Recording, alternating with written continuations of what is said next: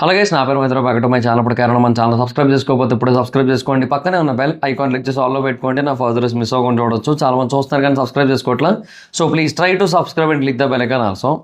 So బేసిక్గా ఈ కాకినాడలోని తుని ప్రాంతంలో ఎవరైతే జాహ్నవి పాప తప్పిపోయిందో, 2 ఏళ్ల పాప, సో ఆ పాపకి సంబంధించిన అప్డేట్ గురించి అందరం కూడా చాలా అంటే చాలా ఈగర్గా వెయిట్ చేస్తున్నాం. మనకు అందరికీ తెలిసిందే ఆ పాప ఆచూకీ దొరుకుతుందేమో అండ్ ఆ పాప క్షేమంగా తిరిగి వస్తుందేమో, ఏమీ కాకుండా వస్తుందేమో అని చెప్పి అందరం కూడా ఎదురు చూస్తున్నాం. బట్ ఎదురు చూపులు అలా పెరుగుతూనే ఉన్నాయి తప్పిస్తే అసలు 1% కూడా ఆ పాపకి సంబంధించిన జాడైతే తెలిసే పరిస్థితులు కనబడట్లేదు.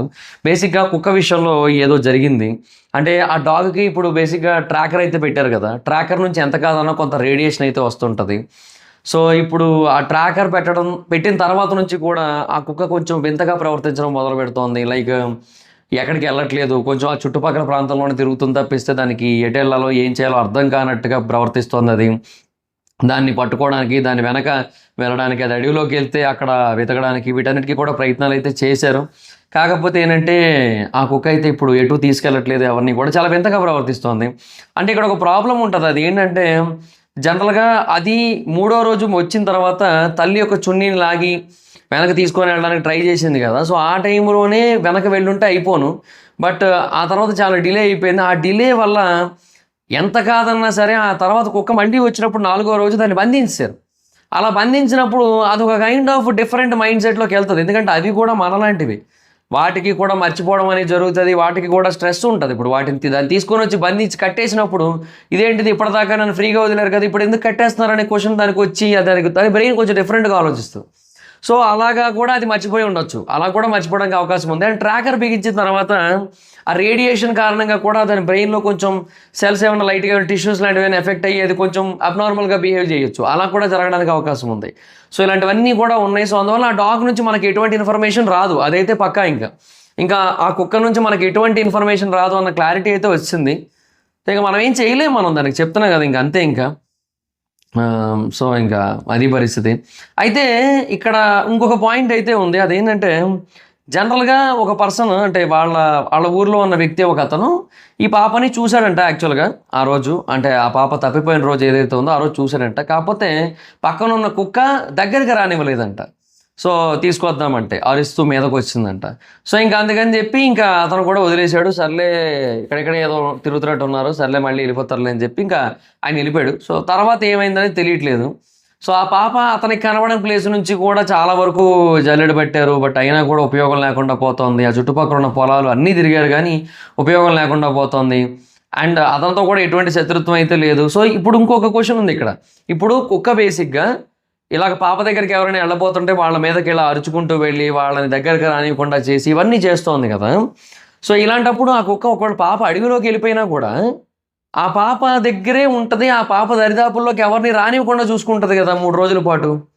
మరి ఆ పాప యొక్క వెంట్రుకల మీద మనుషుల యొక్క ఫింగర్ ప్రింట్స్ ఎక్కడి నుంచి వచ్చాయని ఒక క్వశ్చన్ మార్క్ వస్తుంది. మేబీ ఇప్పుడు అతని ఫింగర్ ప్రింట్ కూడా ఉండొచ్చేమో. మేబీ ఒకవేళ పాప ఏం చేస్తున్నామో అని చెప్పి ఇట్లా తల నిమురుతారు కదా, అట్లా కూడా అయ్యి ఉండొచ్చు. సో అలా కూడా అతను ఉండొచ్చేమో, చెప్పలేము మనం ప్రస్తుతానికి అయితే. బట్ మల్టిపుల్ ఫింగర్ ప్రింట్స్ ఉన్నాయంటున్నారు. ఆ మల్టిపుల్ ఫింగర్ ప్రింట్స్ ఎలా వచ్చాయి ఏంటి అనేది తెలియాల్సిన అవసరం ఎంతైనా ఉంది కదా. సో అది ఇక్కడ మెయిన్ కన్సర్నింగ్ పాయింట్. అండ్ ఇవి మాత్రమే కాకుండా ఇంకొకటి ఆలోచించాల్సిన విషయం ఏంటంటే ఆ పాప అంత క్లియర్గా అందరికీ కనబడే విధంగా ఉన్న టైంలో కూడా ఎందుకని ఇన్ని రోజులైనా కూడా మనకి దొరకకుండా ఉంది, అదొకటి. తర్వాత ఈ కుక్క ఆ పాపను అసలు వదిలిపెట్టకుండా ఆ పాప వెనకాతలే ఉంటూ దగ్గరికి ఎవరైనా వస్తుంటే రాకుండా వాళ్ళ మీద అరుస్తూ మీదకెళ్తూ ఉన్నట్టయితే 3 రోజుల తర్వాత అసలు ఆ కుక్క ఎందుకు వెనక్కి వచ్చింది? ఆ పాపకి ఏమైనా అయ్యిందా, లేదంటే ఆ పాప ఈ కుక్క నుంచి కూడా తప్పిపోయిందా? అలా అనుకోవడానికి లేదు. ఎందుకంటే జనరల్గా డాగ్స్ కొంచెం ఎక్కువ దూరం వరకు స్మెల్ పసిగడతాయి. సో ఈ కుక్క ఏదైతే ఉందో వీళ్ళ పెంపుడు కుక్క, అది బేసిక్ ఒకవేళ ఈ కుక్క నుంచి కొంచెం దూరంగా ఎటువైనా వెళ్ళినా కూడా స్మెల్ను బట్టి మళ్ళీ ఇమీడియట్గా పాప దగ్గరికి వెళ్ళిపోయేది. బట్ అలా వెళ్ళకుండా 3 రోజుల తర్వాత మళ్ళీ వెనక్కి తిరిగి వచ్చింది. అండ్ మళ్ళీ పేరెంట్స్ని అక్కడ తీసుకొని వెళ్ళాలనుకుంది. తర్వాత 4వ రోజు మళ్ళీ తిరిగి వచ్చింది. అంటే ఇంకా ఆ పాప అక్కడ లేనట్టేనా, లేదా ఉన్నా కూడా అసలు తనలో ఎటువంటి చలనం లేదా? అన్కాన్షియస్ అయిపోవడమో లేదంటే ఏదైనా జరగడమో ఏదైనా జరిగిందా అనేది ఒక క్వశ్చన్ అయితే రైజ్ అవుతుంది. అంటే చెప్పడానికి చాలా బాధగా ఉంది. అసలు ఆ మాట కూడా రావట్లేదు అంత ఈజీగా. ఎందుకంటే మనం అలా ఎప్పుడు జరగాలని మనం అట్లా అనుకోము. కానీ ఒకవేళ అన్ఫార్చునేట్గా అలాగ ఏమైనా జరిగినట్టయితే ఏంటి పరిస్థితి అని ఒక క్వశ్చన్ మార్క్ అయితే వస్తుంది. పోలీసులు వెతుకుతున్నారు, ఎన్డీఆర్ఎఫ్ బృందాలు వెతుకుతున్నారు, మొత్తం 400 మంది వెతుకుతున్నారు, విలేజర్స్ వెతుకుతున్నారు, వాళ్ళు కాకుండా డాగ్ స్క్వాడ్ ఉంది. వీళ్ళంతా ఉన్నప్పటికీ కూడా ఒక 500-600 మంది ఎతుకుతున్నప్పటికీ కూడా పాప తప్పిపోయి 8 రోజులు దాటిపోయినా కూడా ఇప్పటికొచ్చి ఒక్క ఇన్ఫర్మేషన్ లేదు అంటే there is something is there, ఏదో జరిగింది. అది కిడ్నాప్ అయితే కాదు, కిడ్నాప్ కాదనే అనిపిస్తోంది మోస్ట్లీ. అంటే ఈవెన్ పాప తండ్రి కూడా అనుమానాలు అయితే ఏమీ లేవు, ఎవరితో గొడవలు అయితే ఏమీ లేవని ఆయన చెప్తున్నాడు. సో ఈ అనుమానాలు లాంటివి ఉన్నా లేకపోయినప్పటికీ కూడా మోస్ట్లీ కిడ్నాప్ జరిగే పరిస్థితులు అయితే కనబడట్లేదు. ఎందుకంటే అక్కడ ఆ సీసీటీవీ ఫుటేజ్లో చూసిన తీరు కానీ, లేదంటే ఆ కుక్క వెళ్ళిన తీరు కానీ, ఇప్పుడు ఆ విలేజ్ పర్సన్ ఒక అతను చెప్పిన తీరు కానీ, వీటన్నిటిని బట్టి చూస్తే ఆ పాప సమీపంలో ఉన్న అడవిలోకే వెళ్ళిపోవడానికి అవకాశాలు ఎక్కువగా ఉన్నాయి. ఎందుకంటే రిటర్న్ ఎలా రావాలి అనే ఒక దారి అయితే తెలియదు కదా. సో ఈ కుక్క ఏంటి, ఆ పాప ఎటు వెళ్తుందో తన వెనక వెళ్ళడం అదే చేస్తూ వస్తుంది. సో ఒక 3 రోజుల పాటు చూసింది అండ్ ఆ తర్వాత మళ్ళీ తిరిగి వచ్చింది. ఇక్కడ ఇంకొక ఆప్షన్ కూడా ఉంది. ఏంటి, ఆ కుక్కకి ఆకలేసి తిరిగి వచ్చి ఉండొచ్చు. ఆ 3 రోజుల్లో దానికి తిండి లేదు కదా, ఆ 3 రోజుల తర్వాత ఆకలేసి అది వెనక్కి వచ్చి ఉండొచ్చు. అట్లా కూడా ఆలోచించాల్సిన అవసరం ఉంది. ఎందుకంటే పాపకి ఏంటి, పాప 2 ఏళ్ల పాప, అందువల్ల తనకేం కాన్షియస్నెస్ ఉండదు. అంటే ఆకలి వేస్తుంటుంది, ఏడుపు వస్తుంటుంది, ఏడుస్తుంటుంది, కానీ ఇంటికి వెళ్ళాలి, ఇంటికి వెళ్తేనే తింటాము అదేం తెలీదు, అండ్ వెనక్కి ఎలా వెళ్ళాలో అసలు తెలియదు. కానీ కుక్కలకి ఏంటంటే ఆ ఆకలి దప్పికలకి సంబంధించిన కాన్షియస్నెస్ ఉంటుంది. ఎస్పెషల్ అది కూడా కొంచెం పెద్ద కుక్కే, లైక్ 1.5 year అట్లా ఉన్నట్టుంది, దాని ఏజ్ కూడా 2 years. సో అలా ఉంది కాబట్టి అది ఆ దాని ఆకలిని అది గుర్తించి ఇంటికి వచ్చి ఏమైనా తిందామన్నట్టుగా ఆలోచించి అలా కూడా ఆలోచించవచ్చు. అండ్ పాప ఏడుస్తుంటే కూడా ఆకలికి తట్టుకోలేక ఏడుస్తుందని అర్థం చేసుకొని అలా కూడా పేరెంట్స్ని తీసుకెళ్దాం అన్న ఆలోచనలో వచ్చి ఉండొచ్చు. సో ఈ 3 పాసిబిలిటీస్ ఉన్నాయి ప్రస్తుతానికైతే. బట్ ఏ పాసిబిలిటీ కారణంగా అంటే ఈ సిచ్యువేషన్ ఈ స్టేజ్కి వచ్చింది అనేది అయితే మటుకు మనం చెప్పలేం, అదనమాట ప్రాబ్లం. సో బట్ ఎనీహో మొత్తానికైతే మటుకు ఆ డాగ్ ద్వారా అయితే మాత్రం ఇంకా ఎటువంటి ఆధారాలు దొరకవని అయితే అర్థమైపోయింది. సో ఆ ట్రాకర్ అదంతా ఏదైతే పెట్టారో ఇంకా దానివల్ల ఎటువంటి ఉపయోగం లేదు. బట్ వెతికేంత వరకు అంటే వెతుకులాట కంప్లీట్గా పూర్తి చేసి ఇంకా అంటే కొద్ది రోజులు వెతుకుతారు. జనరల్గా ఇలాంటి కేసులు అయినట్టు ఒక 15 రోజుల దాకా వెతుకుతారు. ఇంకా ఆ తర్వాత కూడా ఒకరిద్దరు ఈ విలేజెస్ని కొంతమందిని కామన్గా ఎవరైతే ఆ చుట్టుపక్కల తిరుగుతుంటారో వాళ్ళందరికీ చెప్పేసి ఉంచి ఇంకా పోలీసులు ఆపేస్తారు సర్చింగ్.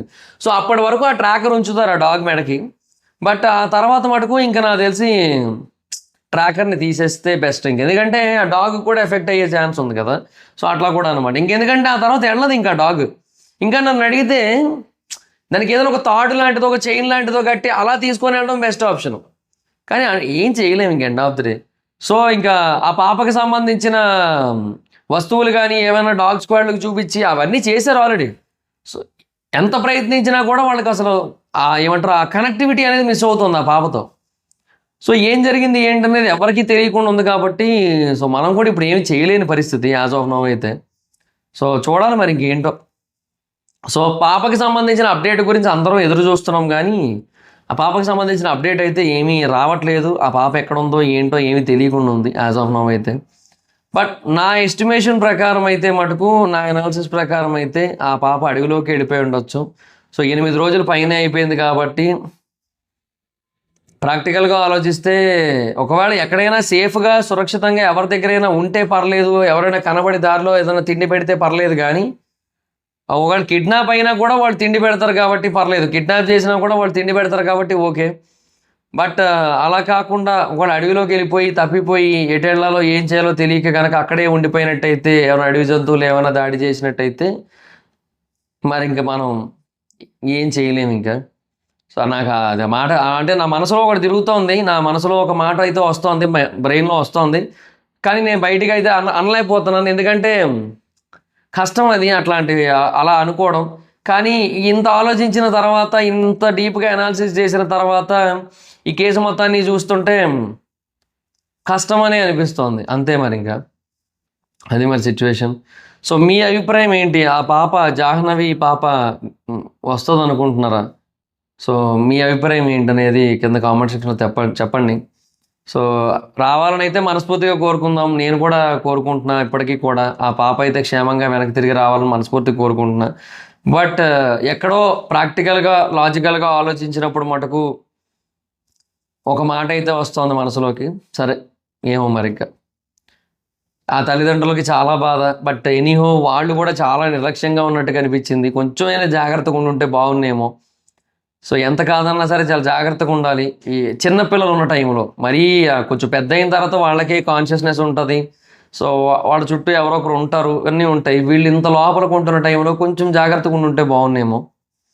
ఇంక అది మరి ఇంక ఏం చెప్తాం ఇంకా. సో అదిగా ఈ సిట్యుయేషన్. సో మీరైనా సరే మళ్ళీ జాగ్రత్తగా ఉండండి. సో ఎవరైతే రూరల్ ఏరియాస్‌లో ఉంటున్నారో వాళ్ళందరూ అంటే ఈ అడవులు, పచ్చటి చెట్లు, పొలాలు, కొండలు వీటికి దగ్గరగా ఎవరైతే ఉంటుంటారో వాళ్ళందరూ చాలా జాగ్రత్తగా ఉండండి. సో ఎందుకంటే ఎప్పుడు ఏం జరుగుతుందో మనం చెప్పలేం. జరిగిన తర్వాత బాధపడే కంటే జరిగే ముందే జాగ్రత్త పడడం బెస్ట్ అనేది నా అభిప్రాయం. సో జాగ్రత్తగా ఉండండి అందరూ కూడా. So that's it guys, this the video మీకు నచ్చితే లైక్ చేసి వీడియోని షేర్ చేయండి మీ సోషల్ మీడియా ప్లాట్ఫామ్స్‌లో. Like Facebook, WhatsApp, Twitter, Insta వీటన్నిటిలోని షేర్ చేయండి. అండ్ ఎప్పుడో కారణం మన ఛానల్ సబ్స్క్రైబ్ చేసుకోకపోతే ఇప్పుడే సబ్స్క్రైబ్ చేసుకోండి. పక్కనే ఉన్న బెల్ ఐకాన్ లెగ్ ఆల్‌లో పెట్టుకోండి. నా ఫర్దర్స్ మిస్ అవ్వకుండా చూడొచ్చు. చాలా మంది చూస్తున్నారు కానీ సబ్స్క్రైబ్ చేసుకోవట్లేదు. So please try to subscribe and click the bell icon also. నా ఇన్స్టాగ్రామ్ ఐడి జవర్స్ మాత్రం అక్కడ వచ్చి ఫాలో అవచ్చు. Thank you so much guys. Bye. Next video. Bye.